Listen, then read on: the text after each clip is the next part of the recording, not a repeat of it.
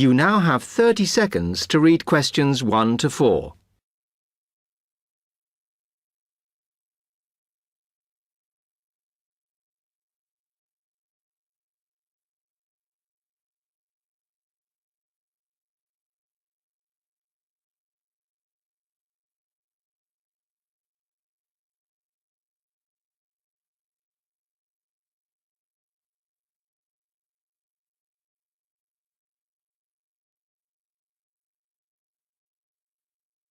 Hi, welcome to Freshers Week.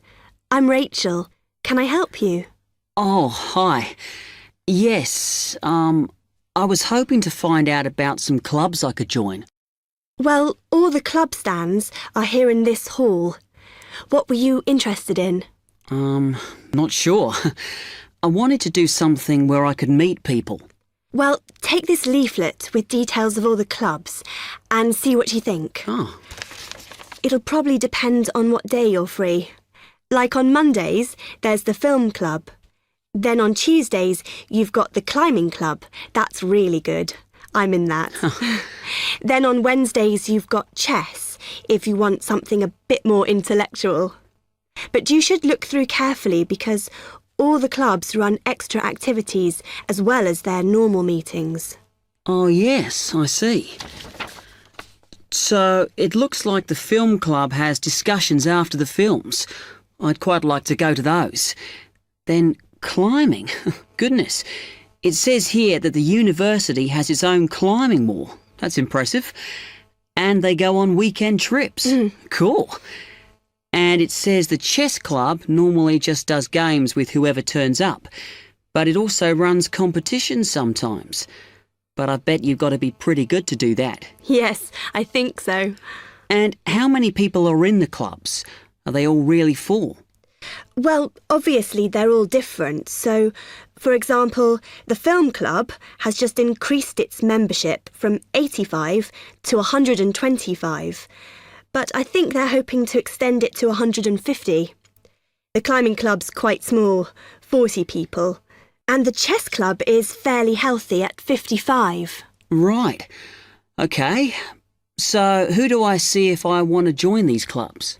Well, if you go round the stands and speak to the people there, for the film club, that's the events organiser. For climbing, you'll need the club secretary, and the chess club is organised by one of the maths tutors. OK? Yep. I think I'll start with the climbing club. It sounds good.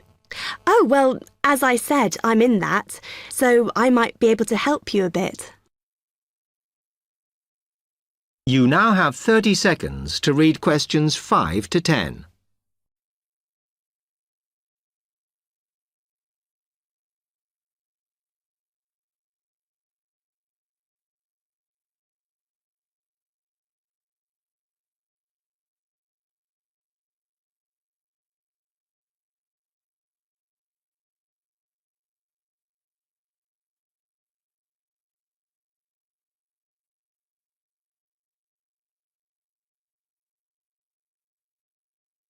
OK.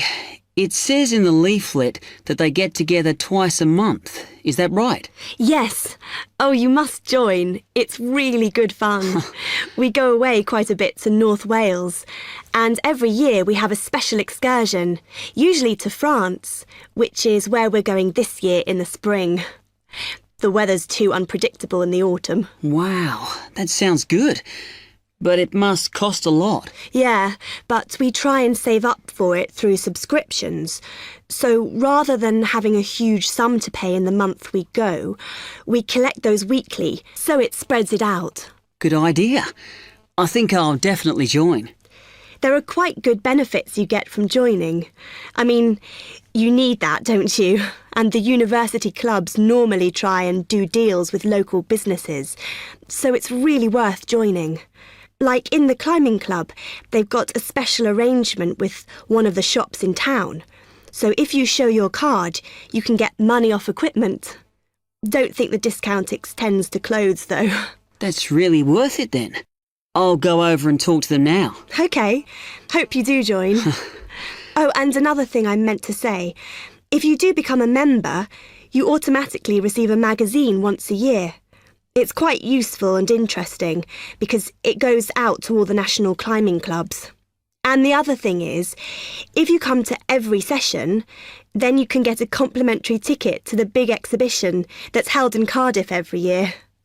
So, hope to see you. Yeah, well, thanks a lot for your help.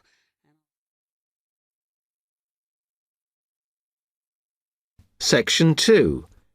You will hear an accommodation officer telling students about different halls of residence. You now have 30 seconds to read questions 11 to 15.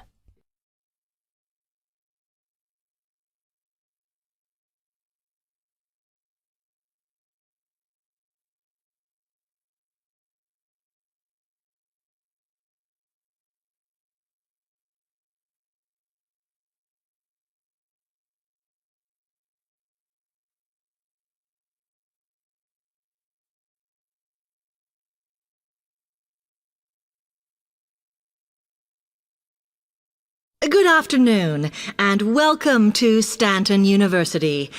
I'm here to tell you about the various halls of residence we have available, should you choose to come here. We aim to offer accommodation in halls to all first-year students, and you'll find there's a good variety to choose from. First of all, there's Brown Hall, which, as you'll see, is not the most modern of buildings, but it is very popular with some students. It's got a good sense of community, some nice refurbished kitchens, and unlike the other halls, it has recently had a gym built in its basement. Another option is Blake Residence, which is built like a large house, and so everybody cooks and eats together. It has its own sectioned-off bit of private garden and is even more peaceful because this is an all-girls residence. Although, of course, boys are allowed to visit the hall and, I understand, frequently take part in cooking dinner. The largest hall we have is Queen's Building, and this has been upgraded recently.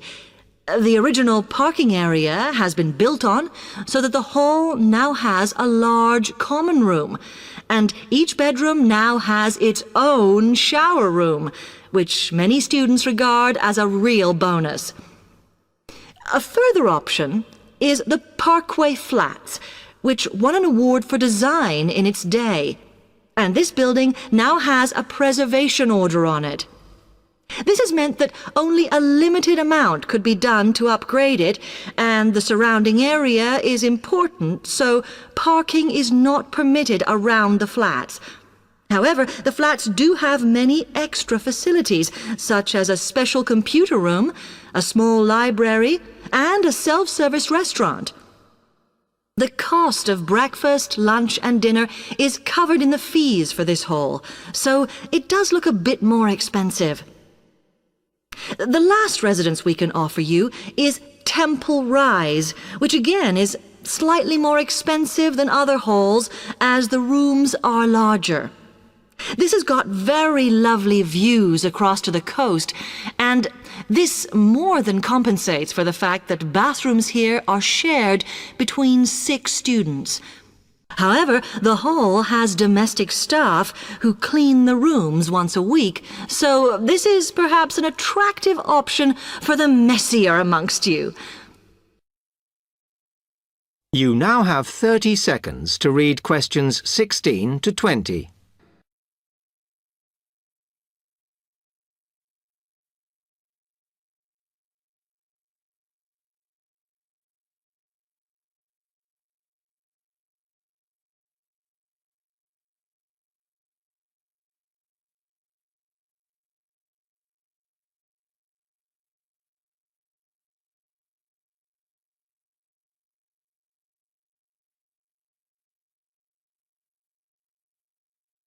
Now, if I can just show on this wall map here where they all are, you might like to go and have a look round.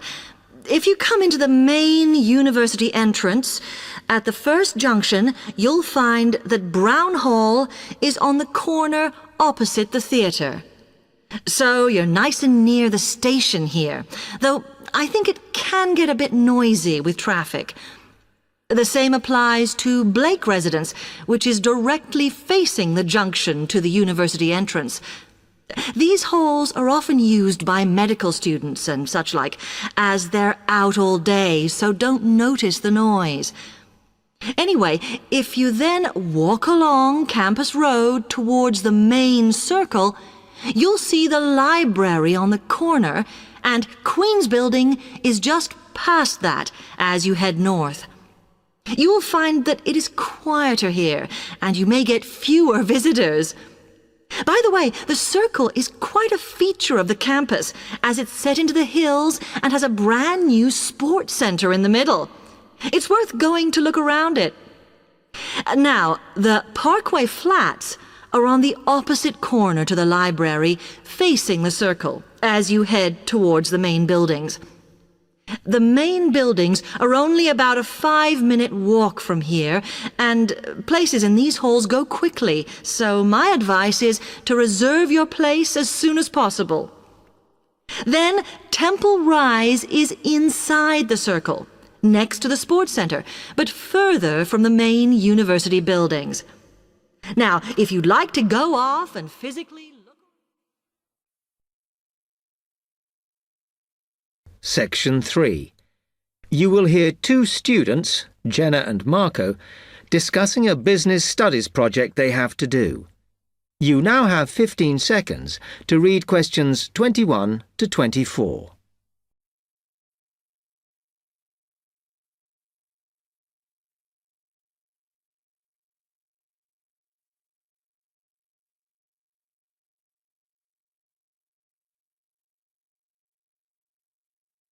Come on, Marco. We've got to get on and sort out this project for Professor Buckley. Hang on. I want to make sure we've got all the information. Now, where are we? Well, today we need to sort out exactly what we're going to do and how we're going to divide the work up. Okay. How long have we got, by the way? The end of term is April 6th. And he said to hand it in on week 8, so that's March 25th at the latest, because the beginning of that week is the 21st, so not long. Right. Have you got the notes there? Yes. He wants us to do a fairly small-scale study, like the last one, on whether or not businesses were offering more benefits to staff. And we've now got to look at the rise in older workers. It should be fairly straightforward. Yeah, as long as we keep it small. Who's marking it? I don't know. Sometimes he gets the PhD students to mark it for him. Oh, actually, it just says here, a senior lecturer. I suppose it's too much for Professor Barclay to do them all. Yeah. Anyway, how are we going to go about this? Well, we have to decide how big we want it to be and who... Yeah, but I think we must sort out a timetable for the project. Otherwise, nothing will get done. Okay. Do you want to do that? All right. I'll do it as soon as we finish here. You now have 15 seconds to read questions 25 to 27.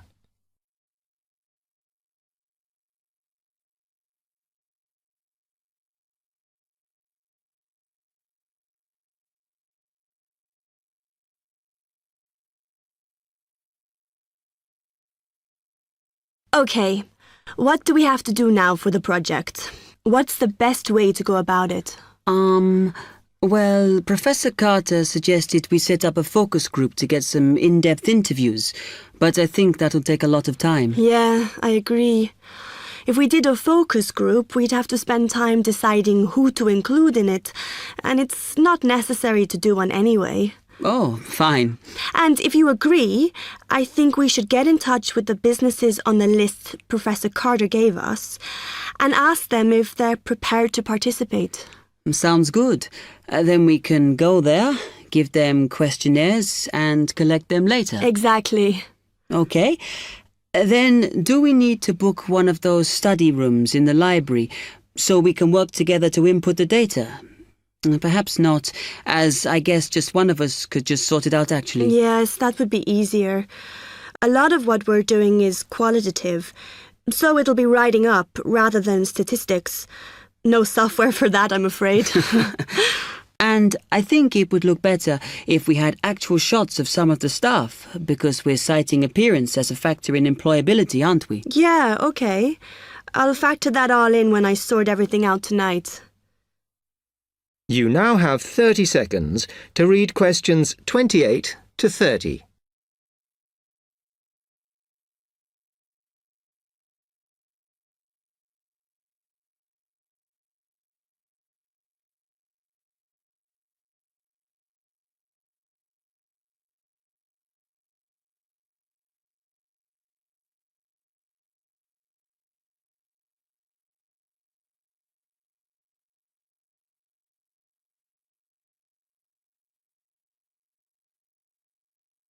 I'm glad we decided to work together.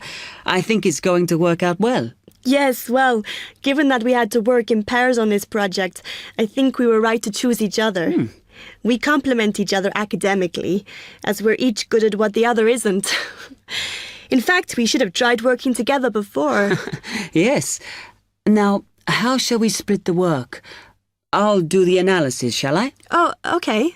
It's just that it might be faster, because I'm used to doing it. Although your English is better than mine. I need more practice at reading, really. Okay, I'll do the presentation then, if that's okay with you. Yeah, sure. I don't mind speaking in public, but I hate preparing all the notes for them. The thing is, the tutor said one person should do the whole presentation, and he said he expects me to do it because I haven't done one yet. No, that's fine. Now, let's see. Section 4. You will hear a media studies tutor giving a lecture about news sources. You now have 30 seconds to read questions 31 to 35.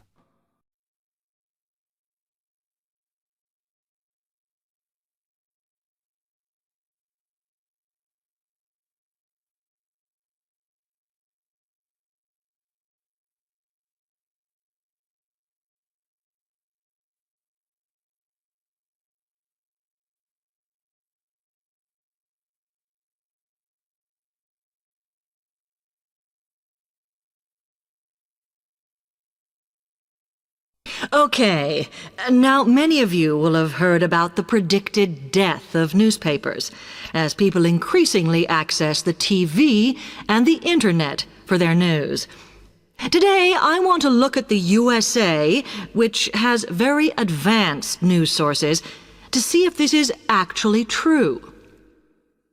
In the USA, the main news sources without doubt are TV, the internet, and the press.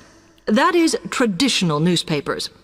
And although they are each surviving and growing, they are also changing. Obviously, TV news has been around for a while, and the early evening bulletins when people get in from work are very popular. I suppose we traditionally think of the morning newspaper arriving on our doorstep with the daily news. Interestingly, this is not borne out by the statistics, which show that readership in the U.S.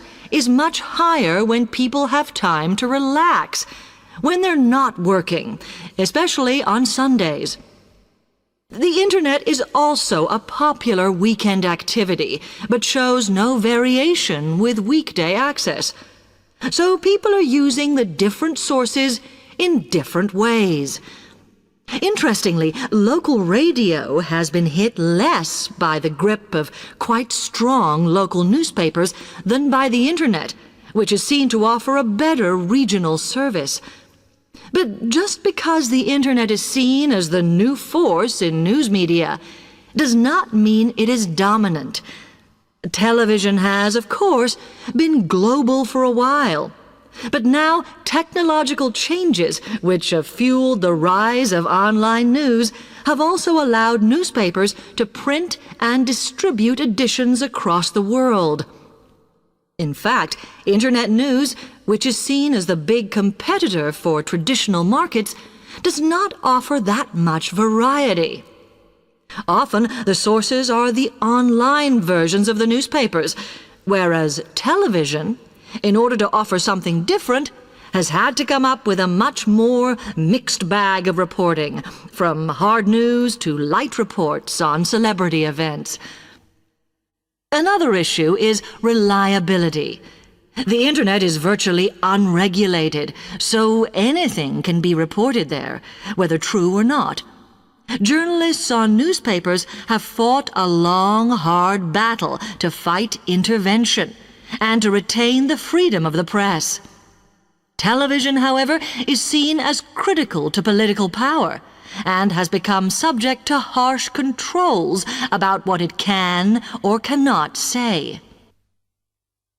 You now have 30 seconds to read questions 36 to 40.